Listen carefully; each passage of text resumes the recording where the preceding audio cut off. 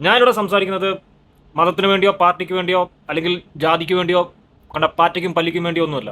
ഞാൻ സംസാരിക്കുന്നത് സ്റ്റുഡൻസിന് വേണ്ടിയാണ്.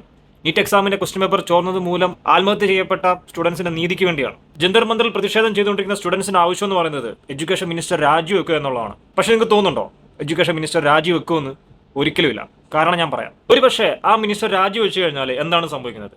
ജനങ്ങൾക്ക് ഇപ്പോൾ ഉള്ള ഭരണ സംവിധാനത്തോടുള്ള പേടിയില്ലാതാവും.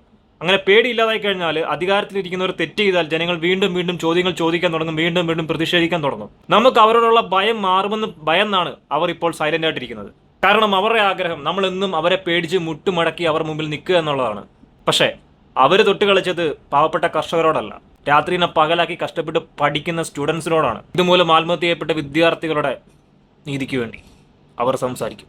അവർ ചോദ്യങ്ങൾ ചോദിക്കുക തന്നെ ചെയ്യും. കാരണം അവർക്ക് ഈ സിസ്റ്റത്തിലുള്ള വിശ്വാസം നഷ്ടപ്പെട്ടു.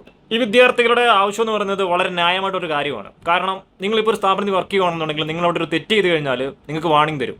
ആ തെറ്റ് വീണ്ടും വീണ്ടും ആവർത്തിച്ചു കഴിഞ്ഞാൽ ഒരുപക്ഷെ നിങ്ങൾ ടെർമിനേറ്റ് ചെയ്യും. അങ്ങനെ ടെർമിനേറ്റ് ചെയ്ത് കഴിഞ്ഞാൽ കൂടെ വർക്ക് ചെയ്യുന്നവർക്ക് ഒരു ഭയം ഉണ്ടാവും. ഞാൻ എൻ്റെ ജോലി കറക്റ്റായിട്ട് ചെയ്തില്ലെങ്കിൽ നാളെ എന്നെയും ജോലി നിന്ന് പിരിച്ചുവിടുന്നുള്ള ഭയം.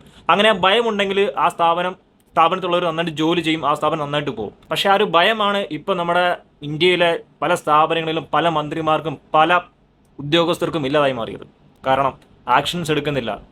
തെറ്റ് ചെയ്യുന്നവരോട് അധികാരത്തിലുള്ളവർ ചോദ്യങ്ങൾ ചോദിക്കുന്നില്ല. ഇവിടെ ആർക്കും ആരോടും ഭയമില്ല.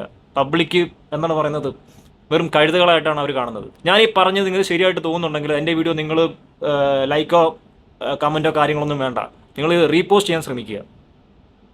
ഓക്കെ.